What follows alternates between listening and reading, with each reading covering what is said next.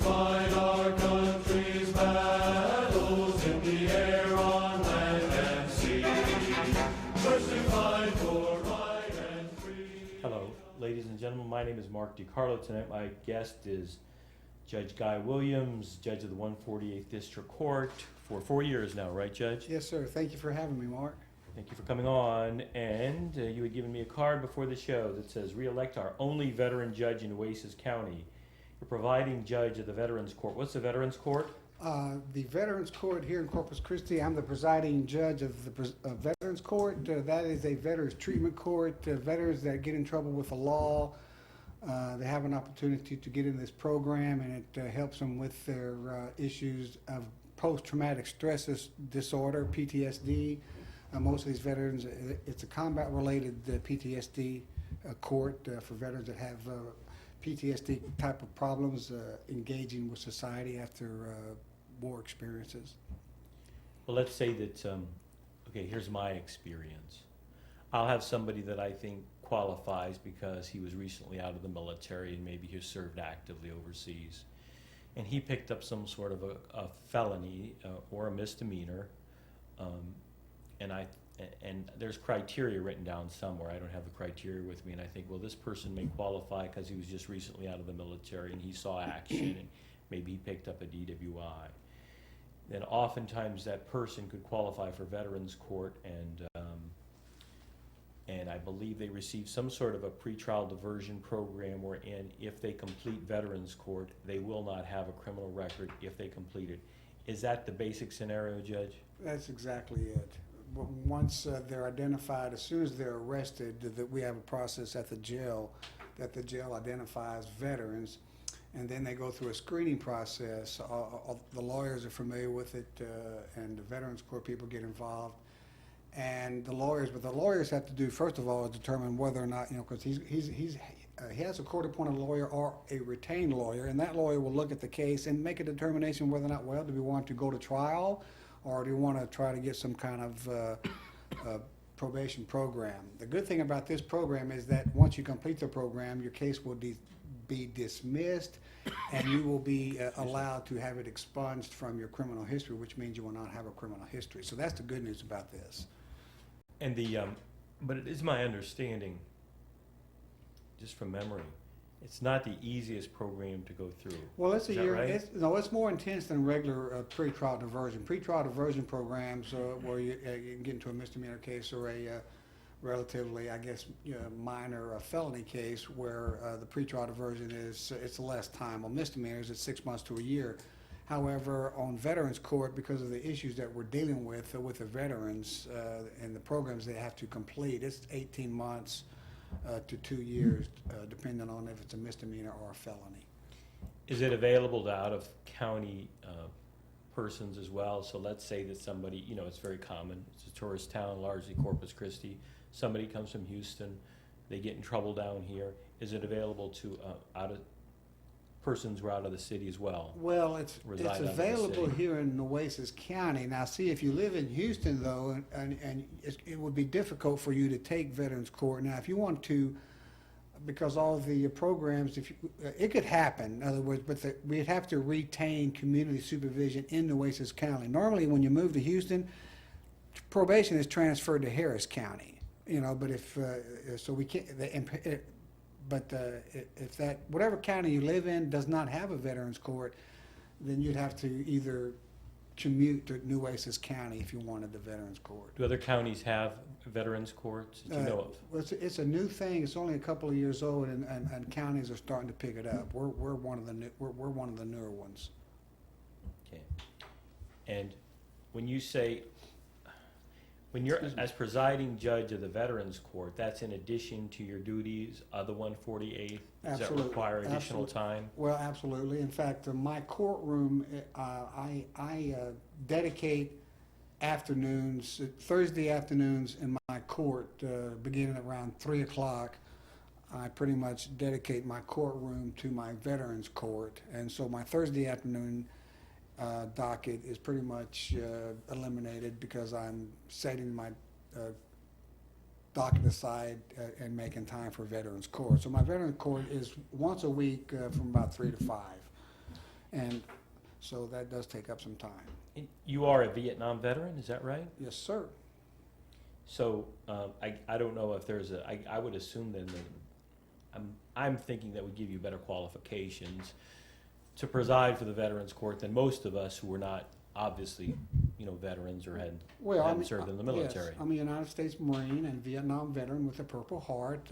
My push card there, my campaign material says re-elect the only veteran in Nueces County as judge. The only veteran that's a judge right now is James Klager, and he's not up for re-election. I've had a couple lawyers come up to me and say, well, you're not the only judge in Nueces County. I go, no, you're right. I'm the only judge up for re-election in Nueces County. Right now you're the only. Right now you're the only judge because I was in Judge Klager's court yesterday, You know what? and he wasn't sitting. Bingo. He wasn't sitting. There you go. Yesterday. So He wasn't now, sitting yesterday. There I you guess he go. retired. I don't know why he retired a little bit early. I don't. He didn't need the time. That's why. And so it gives the other court time for a transition. And, it's really the courteous thing to do is step down and. Oh, I see. I see you're also chairman of the Juvenile Board of Directors. What is a Juvenile Board of Directors? What is a Juvenile Board? Well, the Juvenile Board of Directors is we run the Juvenile Justice Center, the budget for the Juvenile Justice Center, the boot camp and the boot camp programs. You're still doing boot camp over there? Yes, sir.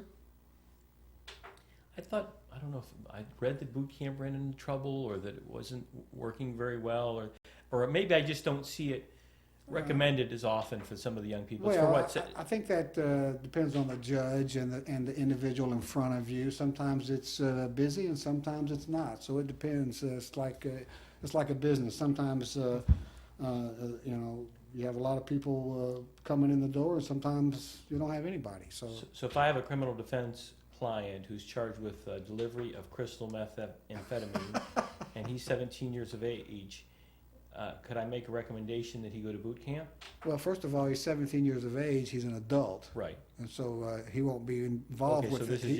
this is just for Juveniles. Juveniles, That okay. means you have to be 16 or under. there was I don't know if you recall this, but there was a boot camp program that was available for young adults for a while. Well, there for was felonies. a prison boot camp available for young offenders, but they have since shut that down. Okay, that might have been from my memory where I was There thinking there that was ran into some sort the of Texas trouble or Department of something. Criminal Justice had a boot camp for first-timer young offenders, but that failed. For whatever reason, there wasn't enough participation. I don't know.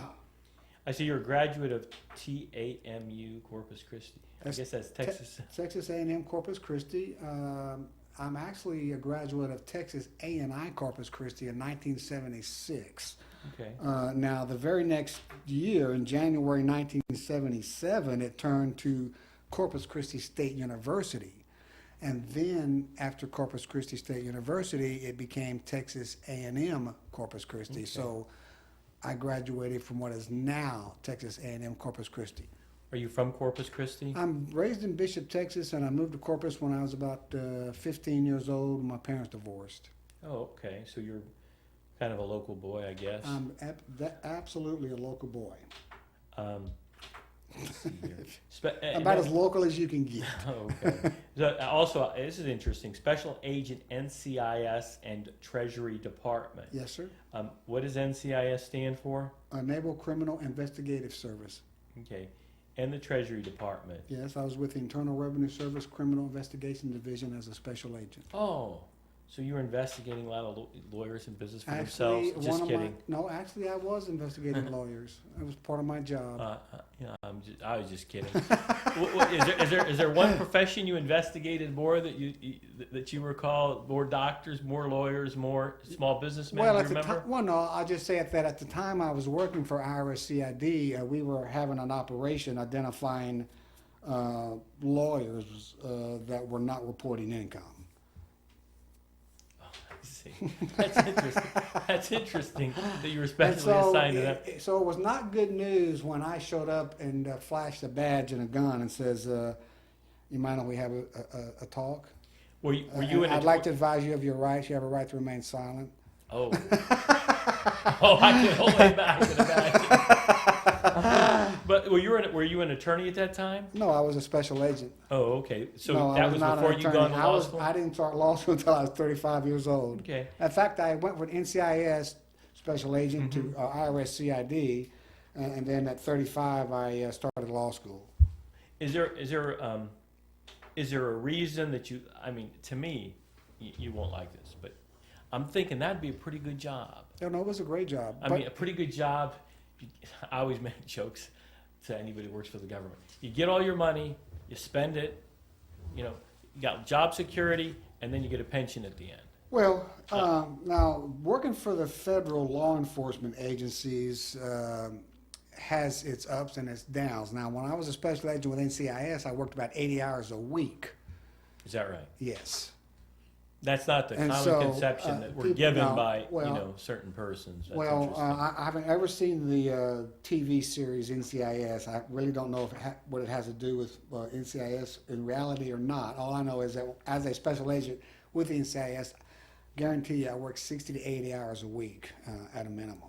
And that was, 60 hours minimum, and usually it was 60 to 80. And Oh, I see. so they pay you 25% overtime. So in other words, you have a base salary, Yes. plus they'll pay you a flat 25% overtime. I don't care how much time you work. I figured out I figured out after a while I was earning about minimum wage. That's when I decided to go to law How school. long were you there? How long were you there? I was with a special agent with NCIS for 5 years, and then I was with IRSC for almost 2 years. I mean IRSCID for 2 years. The 18 months, really. But is it you resigned that when you went to law school? You I resigned IRSCID special agent and went to law school when I was 35. Okay. What do you think? So it's never too late to go to school. I just want to let everybody know that. And I was 38 when I graduated. Well, I've known people that gone to law school later too, and they regretted it because they realized sometimes you could have a better Well, deal before you failure go. never has been an option for me. Then you were 22 years as a trial and appellate lawyer. Yes, sir. So I think you did. I think I saw you around doing criminal cases and all. Well, actually criminal law was my specialty, Okay. but I did a general practice. I have more experience than all of the district court judges combined when it comes to trial work, because I've done a couple Civil, hundred criminal cases, and I've done civil cases, and I've practiced in county court and district court and federal court. I've tried cases in all three of those courts, and I've appealed cases. I'm a very successful appellate lawyer and trial lawyer. When you were a special agent, did you ever go to the courtroom at that time? Yes, as a special agent, you have to testify for the prosecution. Let's see. And you said you carried a gun then? Absolutely. Did you ever have to pull your gun? Actually, I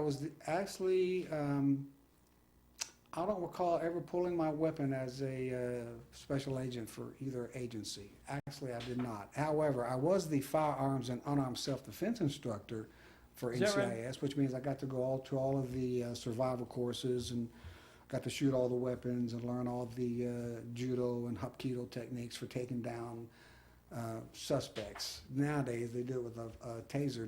Back in the old days, you did it with your hands. Well, I have an editorial comment about whether or not they should be using tape. I can give you a demonstration if you like. It's pretty small in here.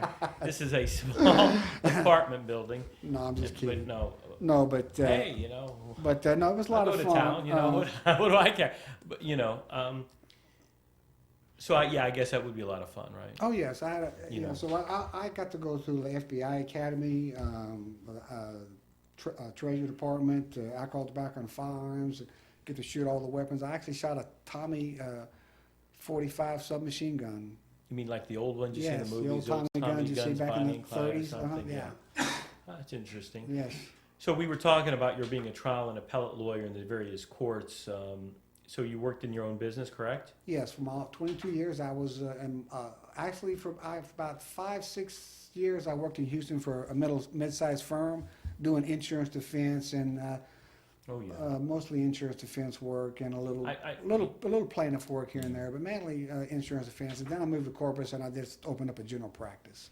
I clerked at an insurance defense firm when I was in law school in Houston. What year did you start your practice here in Corpus Christi? 1994. Okay, 1994. Mhm.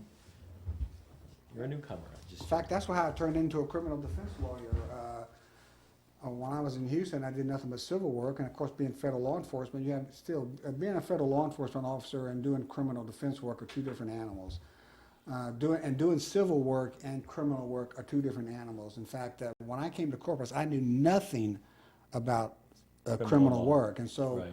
I had to start out very low, doing misdemeanor cases and break into it, and then felony cases, and then I would have somebody that would be mentoring me, and a lawyer that I could go to and say, well, what about this, and and I have to study the law. So this court that I'm in is very heavy criminal. I have a criminal trial every week in this court. In fact, I've been on the bench almost for 4 years, and I've only had 5 civil cases. Civil trials, you mean? 5 civil trials Well, civil trials oftentimes settle at mediation or whatever. Well, I right? understand that, but the point I'm making is most of the civil cases go to the 7th floor on the county courts because they have the same civil jurisdiction for money damages. And so most of the lawyers that have civil cases are filing their cases in county court. So I Right. rarely see a civil case. Right, that's a relatively new procedure, started primarily with Judge Klager's participation. Judge Klager started that a few years ago, and the only time I get a civil case is when an out-of-town lawyer files it, Yeah. pretty much. Well, that's interesting. So when you, on the criminal cases, then I guess they cover the gamut of all felonies, of course, Well, from state exactly, jail felonies all the way to- from state jail to murder. Have you done a capital murder case trial? I have one scheduled for a week from Monday. Oh, I October see. 13, I have a capital murder, the Trinity Ringelstein case.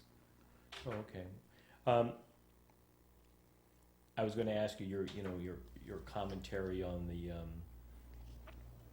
bifurcated trial system, et cetera, and use of capital punishment, but since that case is upcoming, I guess it'd be better not to comment on it. Well, you need a bifurcated trial because you need a guilt-innocent phase where you just talk about that particular crime. Right. You don't bring any of his history in because you don't want to be convicted based on what you did in the past. So the first phase of a trial, the guilt-innocent phase, you just talk about that particular crime. Now, if you're found guilty, you go to the punishment phase, and then everything comes in.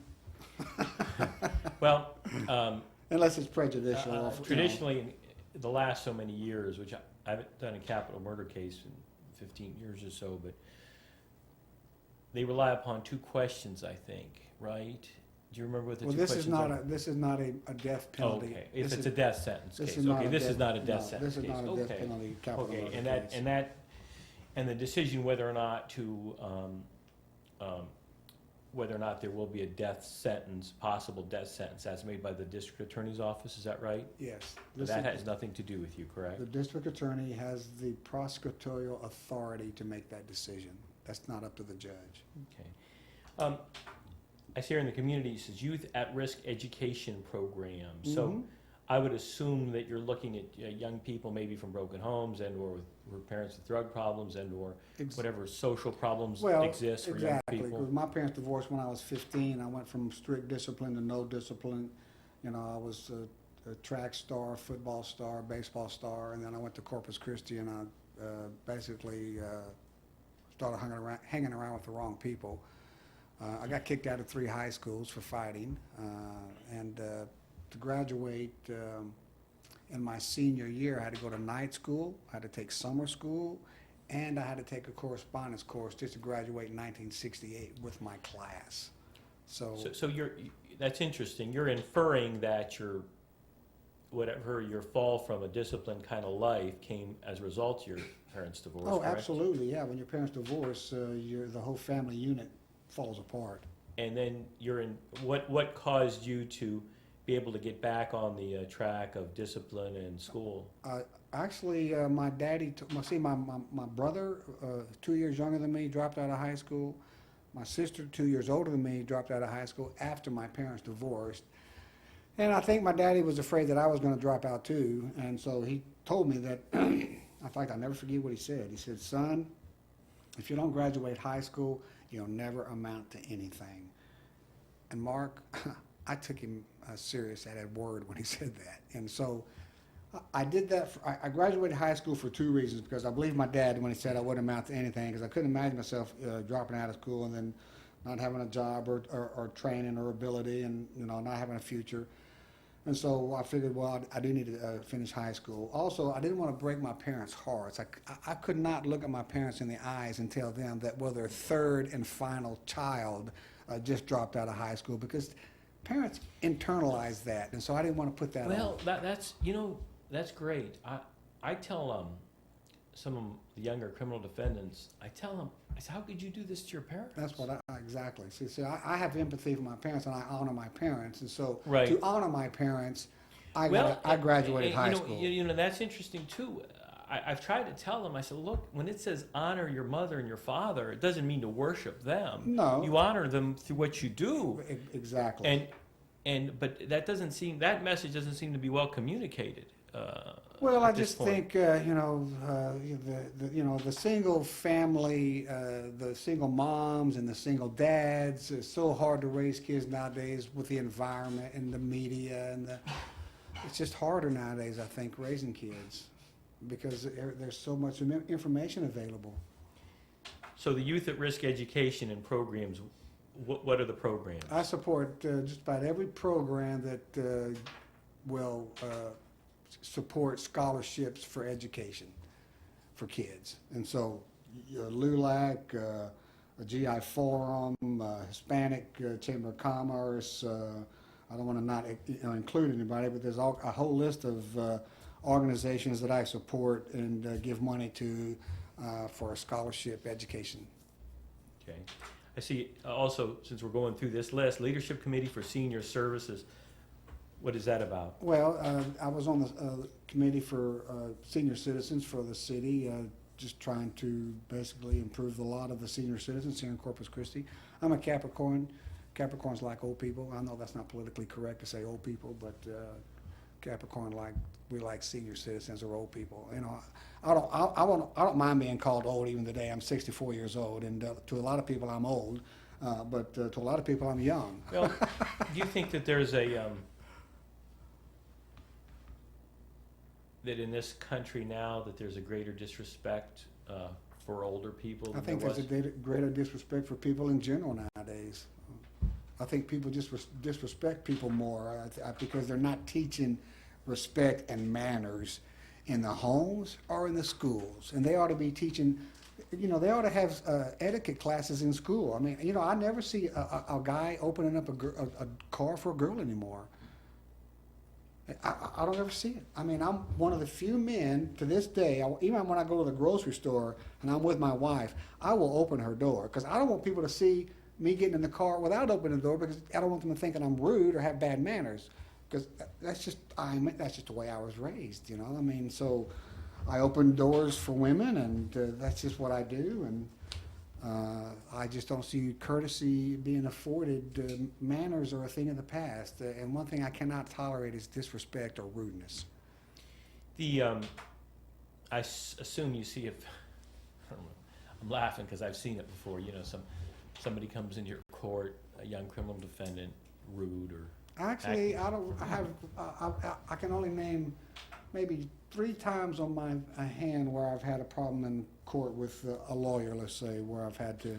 Oh, I meant the criminal defendants, not the lawyers. Defendants, as I much. rarely ever. The criminal defendants know better than to mess with a judge usually. Okay, well, that's good. And usually, they can observe me for a little while, and they figure out real quick that I'm not a particular judge that they want to mess with. My whole demeanor just, I'm very friendly on the bench. Now, the Caller Times editorial implies that that I exude anger, but and I find that so ironic, Mark, because as you know, that my court is probably one of the most user-friendly courts, of the courts, because I'm very courteous to my lawyers. I'm very, very, very courteous to the defendants, the people that are in jail. I treat them with courtesy and respect. I'm never angry on the bench. I have a good sense of humor. I've never seized a cell phone from a lawyer or a litigant that's gone off in court. I've never thrown anybody in jail for being late, So, actually, Well, I have a really informal, pleasant court to go to. It's a friendly, informal, pleasant atmosphere. But it's very formal in terms of the protocol once you're in court, but it's a light atmosphere where you're not afraid of the judge because, because I'll allow, people to move about and, confer and negotiate, as long as they're not disturbing the court, Well, yes, the Caller Times, since you brought it up, they endorsed your opponent, and that was something they mentioned about, let's see here, something about, your opponent is devoid of anger where you exude anger. Right, well, They said. let me put it Which to you that's a pretty strong statement to make. well, it does. And, I mean, well, a lot of people, even just when I'm working out, I'll be at the gym working out, and I'll be pretty intense, and people go up to me and go, Guy, were you angry about something? I go, no. He goes, well, you look pretty serious. Well, that's just my demeanor. I have a pretty serious demeanor anyway, and so since I know that, I try to lighten it up as much as possible. But let me put it to you like this: when you go into an editorial interview, and as soon as your butt hits the chair, the editors open up a file and pull out a couple of motions to recuse and says your opponent is accusing you of judicial misconduct. So right away, they're on the attack, and so. I'm always up for the challenge. right. Well, I don't have a very, speaking editorial, which I shouldn't, I have a very low opinion of their editorial choices. Well, as a courtesy, you look, know. I never expected to get a Caller Times editorial endorsement. Beyond my wildest dreams, they've never endorsed me. No matter who I've ran against, they've always endorsed my opponent in local races. And so I had no expectation of getting the call. I showed up as a matter of courtesy. That's why I showed up for the Caller Times. I showed up to show them that I want to do the courteous thing, and I'll subject myself to their full questions. Well, in other words, if they'd never, So they heard all about Guy Williams. I told them all about me from the time I was a troubled teenager until the time from where I am right now. And so, well, they admired Mark Gonzalez for having a troubled background, but they don't admire Guy Williams for having a troubled background. Now at first they used to say that I didn't have judicial temperament, that I've been strident, or now that I exude anger, that's their shtick, or that's what they use to say that I'm not qualified to be a judge because I don't have judicial temperament.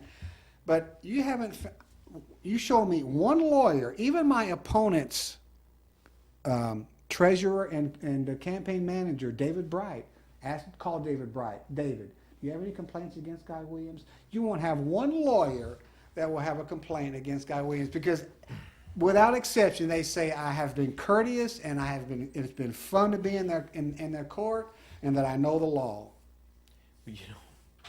So, I have something else. Lawyers like being in my court. So the implication that the Caller Times says it's completely erroneous, and I'm sorry for the Caller Times that they can't get it right. Well, as I said, I don't know, unless you have, unless maybe you're a political insider of some sort, maybe you wouldn't get there. Well, it'd be very difficult to get there. Now you might want to consider that my opponent's uncle is the Caller Times lawyer. Now, I think they have a conflict of interest in this race anyway. I'm surprised they even would entertain an endorsement in this race. If your lawyer, if my lawyer... I didn't know that. That's interesting. Yeah, so I think there's a conflict of interest right away. So, but I didn't expect to get the endorsement, and as a courtesy, I showed up, and I'll be glad to answer any question. I don't have anything to hide. People accuse me of being a hothead before I got this job. Well, as a trial lawyer, I was pretty aggressive, but as a judge, I have to be patient and I have to be courteous. And so that's what I am. I'm patient and I'm courteous. And Mark, you've been in front of me before. You know that, my lawyers are treated with the utmost respect and dignity in my court. Yeah, I wanted to address it since you brought it up. I want to address it myself because I don't want anybody to get the idea that they don't want to go to Guy Williams' court because he's always angry. I would tell you but this. Just quite the opposite is true. Is I got a really good sense of humor, and a lot of people don't expect that to see that. I would tell you this. I don't know that if I ran for office again, I don't think I would submit to an interview by the Caller Times. and here's the reason why. Enjoy the challenge. Here's the reason why. Many years ago, I'd run for city council. I mean, I'd been an attorney for years as a property owner, no criminal records, basic, sane kind of stuff, I made a living on my own.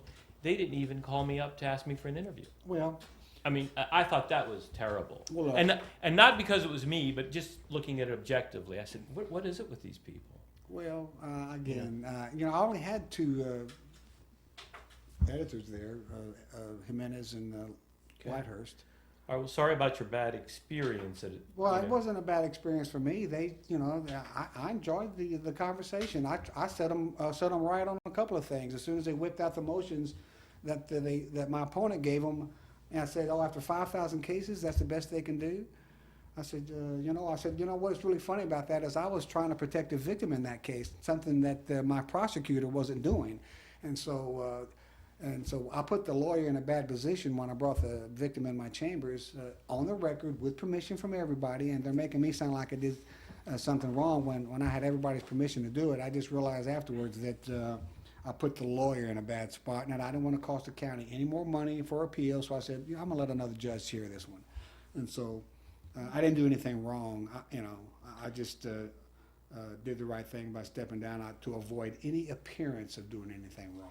I see you're changing subjects a little bit. I see you're also interested in animal rescue and adoption. I Yes. think that's a particular problem we have in Nueces Well, County. we do. Is that right? I have a catch and release program for cats. In other words, I have a trap at the house, and when I see a stray cat in the neighborhood, I'll set the trap. And I had a problem there for a while. I had a mama cat that was having kittens every 6 I months, know. and so I bought the trap, and I got the kittens, and I got them before they were too feral, and I'd get them adopted. And the ones that were too wild and feral, I would just bring them back to the neighborhood. But you know, once they're fixed, they're not multiplying anymore. So that's half the battle. So I've probably by now about 15 cats that I've caught and released or had adopted or brought back to the neighborhood. Well, to catch those cats and then to go have them fixed, it's kind of time consuming. Well, it is. And It does it's take expensive time. too. I don't know what they're charging you to have. Well, anywhere from $50 to $90 Yeah. depends on what you have done with them and what's wrong with them and this, that, and the other. But I don't mind the expense. You know, it's just my way of keeping my neighborhood, the cat population down. Plus, you know, I give money to all the animal shelters, the no-kill shelters. I give money to PALS and Pee-wees and the Gulf Humane Society, and there's another one I can't, for the love of strays. Yes. She was on the show. Yeah, so, All right, and then member and past judge advocate for Navy League Board of Directors, Military Order of Purple Hearts, Disabled American Veterans. right, well, I belong to all the military organizations, Vietnam Veterans of America, you know, everything in there. In fact, I belong to more than that are listed there. I just don't have enough space to list all mine. But I'm a Vietnam veteran with a Purple Heart, Marine Corps Vietnam veteran, so I belong to most of the military veteran organizations. The accomplishments you list as most effective district court. And that's all due modesty. When you mean by effective, what do you mean by effective? Well, I'm glad you brought that up because I could have used most efficient. I thought about using most efficient or most productive. And I thought, well, you know, those are words where, you know, I don't want to challenge anybody. I don't want to, you know. So I said most effective, and here's what I mean by most effective. My attitude as a judge is I've closed the most number of criminal cases, so I'm effective in terms of I move my docket. Also, I'm effective in terms of that when I make a decision in a criminal case, I'm right. And so I don't have anybody overturning or appealing my decision. So anytime that I make a right decision, or let me put it to you like this. When I make a wrong decision and lawyers like you see that I make a wrong decision, Mark, well, what are you going to do? You're going to appeal it, and if the person's court appointed, who's going to pick up the tab? Well, Nueces County is. And so when you have good judges like me that make the right decisions in criminal cases, well, you don't have a whole bunch of cost on appeal. If you look at my overturn rate, you'll see that I have 0 number of criminal cases overturned since I've been on the bench. I am the least overturned district court in Nueces County. So when I say I'm the most effective, I mean I close more criminal cases. I'm the least overturned court. I save the money in terms of attorney's fees for doing appeals because I make the right decisions. Plus, out of my budget, in the 4 years that I've had my budget, I have saved the county $285,000 from my court budget, which means I'm fiscally responsible as well. And not only that, I voted to shut down the jail court. There were some judges using the jail court, I never used a jail court, and so me and a couple other judges decided that, the judges need to do their own work. And so I made it a point, and we got with some other judges, and we pretty much said, look, judges, it's costing the county $250,000 for this jail court. We don't need it because visiting judges and court reporters and bailiffs, we don't need jail court. I handle my docket, you can handle your docket, so I got that thing going No, on. that's all right, go ahead. And so we shut the jail court down, so I saved the county more money there. Oh, well, the jail court that used to be then in the, it's a nice ringtone, I don't know if they could hear it. The jail court used to be in the Nueces County Jail. It's shut down now with the Actually, magistrates and jail court, everything? no, the jail court, there's a jail court and the magistrate's court. That's the magistrate's court. Okay, But there was another court called the jail court that was on the 4th floor, and I think like once every 2 weeks, there'd be a jail court. And so everybody that had somebody in jail, they would go on the jail court docket. And so the person that had the most, the highest number of days in jail would be the first in line for jail court. And so the visiting judge would hold court for the people that were in jail. And so the people that had the most, the court, like let's say I had a guy in jail more than any other court, that would be on the top of the docket. And so the jail court was called the jail court because you couldn't get into the jail court unless you were in jail. okay. And so there was a visiting judge. The county would bring in a visiting judge, a court reporter, and a bailiff. I don't know if I went before that. How long was that in existence? Oh, for some time. Uh-huh. I must have been. I just never used it because I just like to handle my own cases. I don't like other judges handling my cases because then if I get them later on, then I haven't seen it, and they come in front of me for a motion to revoke. I'm not familiar with it, and so I think it's consistency is what I'm looking for in my court. By motion or revoke, you mean a motion or revoke probation, correct? Yeah, if they're put on probation for whatever reason, and they come before me on a motion to revoke probation, this would be the first time I've seen them. So I like to deal with them. I like to hear the case as it's going. If they have a jury trial, I like to hear what's going on because I like to hear what they did. And judges don't know what they've done just by reading an indictment. We have to hear the case. So Since you bring up the motion or revoke probation, do you have any idea what the statistics are for a person who's put on probation? you mean the recidivism rate? Yes. It's not good. Okay, so like let's say when you It's said very tough to, Okay, so- probation is very difficult. Trust me, there's not a lot of success in probation. But it's more success than sending them to prison. Even if it's, I don't know what the percentages are, but I know that even if you get one success probation, that's one less problem you have and less money that the state's gonna have to spend or the Okay, county. so you don't have any philosophical, they call it community supervision in the Well, state that's of what they Texas. call it now, community I supervision. mean, they've done this all these years. I don't know why they come up with these different names, but so probation, same as community supervision. So you're cognizant of the fact that there's many motions to revoke, and many of these people do wind up going to prison or Well, Texas sure, but see, Department that's of why a good Criminal judge, Justice that's why I need eventually. judges like me, because see, I know when people need to go to prison, and I know when people don't need to go to prison. I know it's a lot cheaper to keep somebody on probation. If I send somebody to prison with a drug problem, well then, guess what? When they get out, they're gonna have a drug problem, they're gonna start breaking into cars and breaking into homes, and we're gonna start all over again, and I'm not doing you any favors. And so what I try to do is, here's my goal: get a GED, get a job, and be drug-free, and you're okay in my court. GED, drug-free, and a job. That's my goal. So a large percentage of the people that come before you aren't high school graduate. They are not. Absolutely. The vast majority of them are dropouts, and so they're going to get a GED within 6 months, and they're going to stay off of drugs, and they're going to get a job. And What I if- tell them exactly how to get a TWIC card, which means you can work in refineries, you can go to work in the oil field, CCAD. There's all kinds of opportunities for people. If you have a GED and drug-free in this county, Right. you can get a job, people. And so my probationers will get a job, and that's my goal. And so my goal is to keep them on probation, because a lot of people do better on probation. If you got a good judge that's, I won't send them to prison for violating probation for a drug problem unless they just convince me that, you know what, Judge, you can give me drug treatment till the cows come home, but I'm still going to do drugs. Now, once you convince me that you're going to do drugs no matter what I do for you, then guess what? You got to go to prison because, You know, they always say, This is just everybody's, it's funny, but I've had, you know this, because you practice.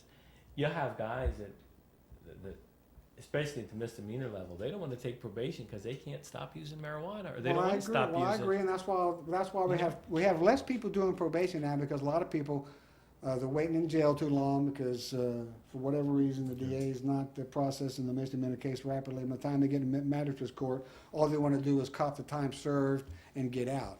So we're having less people on probation, and we got more younger people, and possibly veterans that are copping out and getting criminal convictions when they should be fighting their cases because, or getting probation, so we can keep them from getting criminal convictions, so we can keep them working as a productive citizen in society. Once you get a criminal conviction, it's just harder to get a job. So, the whole deal is get them help, let's get them off some drugs, and let's get them a job, and, let's work with them. That's my theory. Well, some people, you can lead a horse to water, but you can't make them drink. So that just, sometimes people just don't want to be on probation, and so they just go for jail time. And here and the kind of crimes you're talking about, speaking about, are 90% of the cases wherein it's not a major crime, it's not a heinous crime, a heinous violent crime, right? Right. We don't have that many of those here in Oasis Actually, County. I have more in my court than all the other district courts. My particular court is, I don't know, I got a lot of felony cases. And You do have more. I have more felony cases, and my opponent says that because of that, I have a backlog docket. Well, what my opponent doesn't realize is that for some reason my court gets more criminal cases. I don't know why. Because if you get a defendant and the defendant has six other cases, well, then you get those. You get I think, that. I'm sorry. Go ahead. You get that plus all the other cases. I think the 148th was set up legislatively to originally handle criminal cases, so there might be a reason. Well, There might be a reason I for don't. that. I think I'm really. not I think it's really the luck of the draw. Because why do I get more of the serious cases? Because I get more of the murder cases and I get more of the aggravated cases than most of the courts. I've looked at the breakdown between my court because my opponent says he's running because of my numbers. Well, and so I started looking at my numbers, and come to find out, well, I got better numbers than all the other courts. I mean, nobody can match my numbers. And so when my opponent says I have high numbers, well, he does right. I have high numbers, but we all have high numbers in terms of cases. But if you look at my productivity, I've closed more cases because I work harder. I come to work sooner than most judges. I leave work after most judges. I'm there on the weekends. In fact, I even had a lawyer complained to me one time because I signed an order during the Thanksgiving holidays. Well, So my opponent's assertions that my There was court is backlogged is totally inappropriate and improper. But he needs a reason to run against me because he doesn't have the experience to handle this court. He's not a criminal trial lawyer. He's not a trial lawyer. He would be so snowed under. He wouldn't know what to do in my court. I have a criminal trial once a week, and my opponent's never had a criminal trial. He's never had a civil trial or criminal trial. He doesn't know the rules of evidence. My court would be so backed up if my opponent sat on the bench because and how much money would it cost for appeals for bad decisions? You don't know what criminal law is. You don't know the difference between reasonable suspicion or probable cause. when you say that you have about one criminal trial a week, I how do. long does a criminal trial Well, usually last? for me, they last 3 to 5 days because like the Caller Times did say one thing right, that I crack a whip to my lawyers. Well, I told the Caller Times, look, when I don't have a jury, I have all the patience in the world with my lawyers. But when I have a jury in the box, I've got 12 or 14 people waiting for me, well then I make sure that my lawyers are well organized, that they come to the court prepared with their witnesses lined up, because I don't want my jury waiting. So when I say I crack a whip on my lawyers, when my lawyers are in a jury trial, all that's a colloquialism for that. I'm pretty much keep my lawyers on their toes and make sure that they're not making my jury waiting. But I'm not tough on my lawyers. I'm tough on my lawyers in terms of the sense that I make them. I don't like to waste time, in other words. And so that's the only thing that I meant. But lawyers enjoy coming to my court. Okay, so an average trial lasts that long for you? Actually, a criminal trial will last 3 to 5 days because it's really, and I've only had, let's put it like this, I've been on the bench almost now for 4 years, and I've only had, I've had one murder trial that lasted 2 weeks. I had a civil trial that lasted 7 days, so it went from Monday through Friday, then Monday to Tuesday. And all my other cases have been 5 days or less. In fact, sometimes I have 2 criminal trials during 1 week. Sometimes I'll have a 2-day and a 3-day trial. Because I'll ask lawyers, how long do you think it's going to last? How long do you think it's going to last? And sometimes I'll say, okay, we're going to go number 1 Monday, and you're going number 1 Wednesday. You know, so I'll get 2. That's why my case numbers are so good, because I work so hard. On your criminal trials, I don't know the average person knows much about criminal trial work, of course, but If you're a criminal trial lawyer, that means you know criminal trial law, you know the penal code, and you know criminal procedure, not to mention trial work in terms of how to voir dire a jury. I mean, there's all kinds of stuff to know to be a criminal trial lawyer. voir dire means It the takes question. at least 5 years. If you don't have 5 years minimum criminal trial work, and in fact, part of the requirement for this particular court is, look, if you don't have, I mean, if you were applying for this job and I was interviewing you for this job, I'd say, well, do you have any criminal experience, any criminal law experience? Because this court is 95% criminal. And my opponent can say, well, no, but I'm a fast learner. Well, while you're learning, it's costing the county money and it's backing up my docket. Let's talk about criminal trials. Obviously, the first thing that occurs is when you said the voir dire is Yeah, the the jurors. when The you- jurors pick the You pick got the to jury you got to through question the jury, questioning. right. Do you limit the attorneys to a Hell certain yeah. amount of period Sure I to do. voir dire? Yes, I do, because if I don't, they'll talk all day. So what do you? So I go in there. I go in there to try. I'll say you It's got, pretty typical No, a delivery case. And how long does Mark DiCarlo have to question the jury? I'll give you maybe 30 minutes for your general opening, and then, for Okay. maybe 30 minutes. And if it's a serious case, 45 minutes. And I've given up to an hour. Depends on the case now. In other words, I fashion the amount of time depending on the severity of the case and the complexity of the issues. But you get anywhere from 30 minutes. Usually, I'd say average 30 minutes for voir dire in my court. Before, that's when you just get up, you do your general opening, because after that, you do individual, and so, that's different. But Okay. my voir dires usually take 2.5 to 3 hours. Okay, and then the jury is usually picked probably by the afternoon. Is that Well, I right? usually get a jury picked in the morning before lunch, or I'll get it picked right after lunch. So then you give let's say that you're the state's attorney prosecuting, or the defense attorney. How do you give a limit to opening statement? Or- Yes, I don't, look, I let lawyers, I haven't cut off a lawyer yet. In other words, they'll ask me how much time. I say, how much time do you want? And they'll say 15, 20 minutes. I'll say, okay, fine. I've never said no to a lawyer in terms of how much time, because I believe that,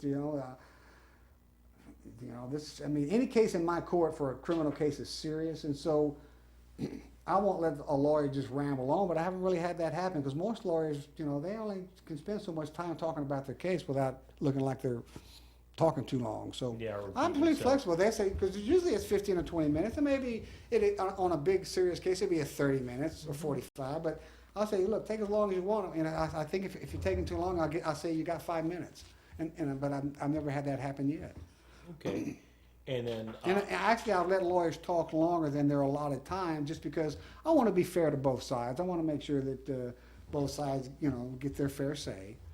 okay, and then on the obviously then the other thing is there's always going to be pretrial. In a bigger case, usually a lawyer will file some sort of pretrial motions, right? I'm glad you brought that up, Mark, because my esteemed Caller Times editorial board indicated that I no longer have pretrial hearings, and that Wow, yeah, I saw that. I yeah. saw And they so, said- but here's what the Caller Times doesn't know, because they are not lawyers. Caller Times, let me clue you in on something. It is no longer a requirement to file a discovery motion to get discovery from the district attorney's office. It's automatic. It's called the Morton Act. And so I could have a pretrial hearing docket, but guess what? There won't be anybody there on it, because nobody files pretrial hearings anymore. Right, And I always right. tell my lawyers, look, if you want a pretrial hearing, call. We'll give you one. So what you're saying So- is, so what you're saying is, since the state legislature passed the Morton Act, Yes, sir. which automatically gives the defense attorney all of the evidence in the case, or All the discovery, all the evidence, lawyers refer to it as discovery, discovery evidence. that there's a lot less pretrial motions being filed requesting that evidence. Well, back in the day, as you well know, Mark, if you wanted discovery of the police reports and all the evidence, you had to file formal motions. And if you didn't file a formal motion and get a judge's signature, well, in the middle of a trial, when they try to call a witness, and you go, well, Your Honor, they're not on the witness list, and they go, well, you got a signed order to that effect? I go, well, no, they ain't no but about it. So you had a signed order. Now they have to give it to you. Well, You don't have to have an order, is what I'm saying. Yes, and The of course. DA has to give you the discovery Of evidence. course, and I said this for years, under Grant Jones or Carlos Valdez or Mark Skirka, we basically have had in this county an open evidence policy. Having said that, though, sometimes there was something, or you wanted to put it on the record to make certain that you had it.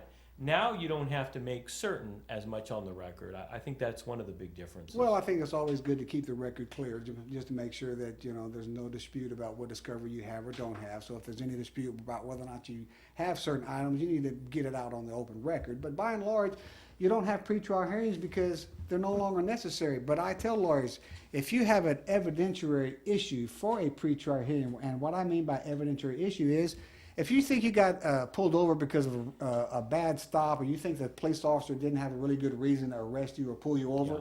well, then you can have a hearing. It's called a motion to suppress evidence. And, and of course, Well- not me being of course, now, by the way, my opponent wouldn't have a clue what to do on a motion to suppress because he doesn't know anything about search and seizure law, which I happen to be an expert in, so, which is a very complicated area of law. So when you do a motion to suppress in my court, like I said, I'm right. I've been overturned 0 times, so. So what you're saying is, and I've had that too, where they'll set a case for pretrial that's common, especially in some counties. Back They'll in set the it for day- pretrial motions, and then I've got to go. I don't have any pretrial motions. Exactly. So you just have eliminated putting it on your Oh, well, scheduling it. Well, I just tell people if they want a If you pretrial call hearing, court, okay. it says right there, if you want a on the notice deal, it says, if you want a pretrial hearing, please call the office, the court manager, and get a hearing. I mean, it's that simple. And on a bigger case, though, I would think there's going to be Well, there are pretrial, I'll have. motions in limine well, as an when- example. Well, when I have Yes, sir. a big case coming up, I'll call a pretrial conference. Okay. I'll call a pretrial conference a week or before or so, and I'll say, okay, we're here on this case where it looks like we're going to trial next week. Is there any discovery issues or anything any legal issues that I need to resolve? Because when we start trial Monday, we're going to hit the ground running because my jury's not going to wait. So I do a lot of that pre-trial. I do a lot of pre-trial conferences just to get my lawyers lined up and make sure they're ready to go because I don't want my jury waiting. And some other examples. And of my it. lawyers like that because they know what to expect from me. The other example, some other pretrial motion, somebody might file a motion in limine wherein you're not allowed to say something. Right, Right. but those are all pretty much agreed to motions. Usually Most they of say, the well, Your time. Honor, if they have anything to say about my opponent's past, I would like that they approach the bench before they bring it up. Well, I think that's fair, and everybody understands that, and that's usually what you call a normal routine motion.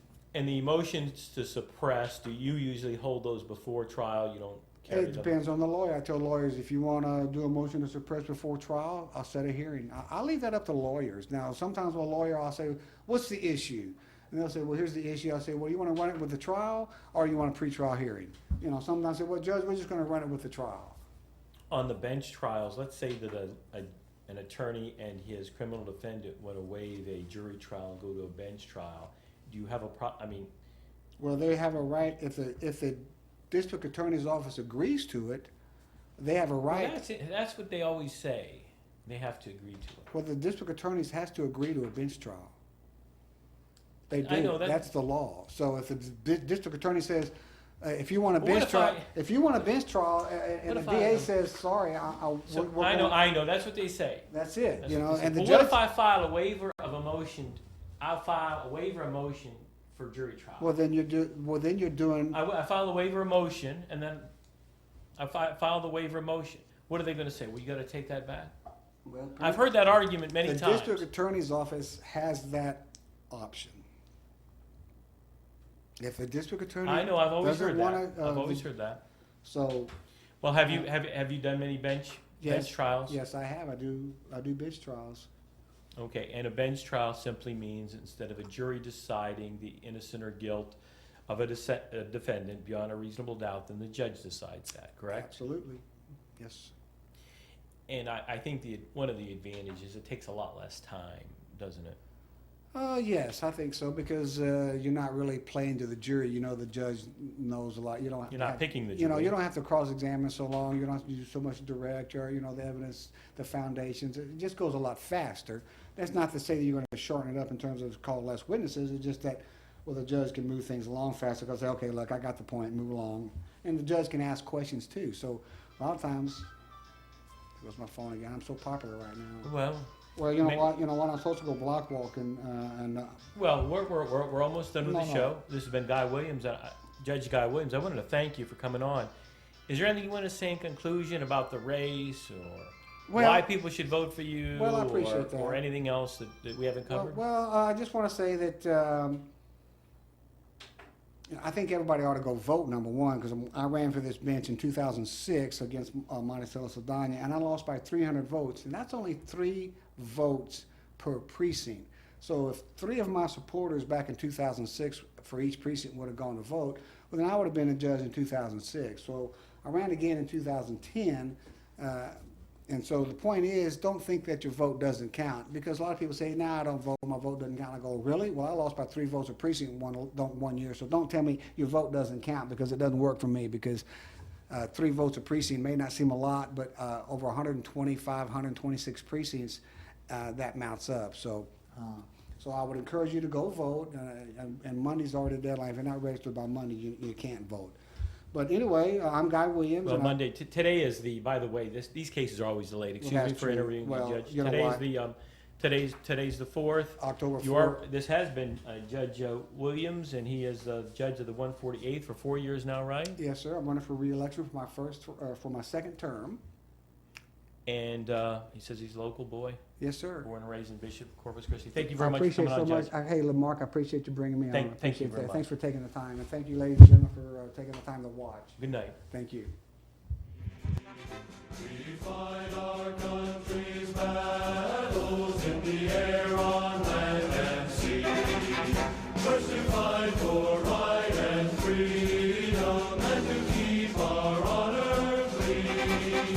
We are proud to claim the title of United States Marine. Our flags unfurled to every breeze, from dawn to setting sun.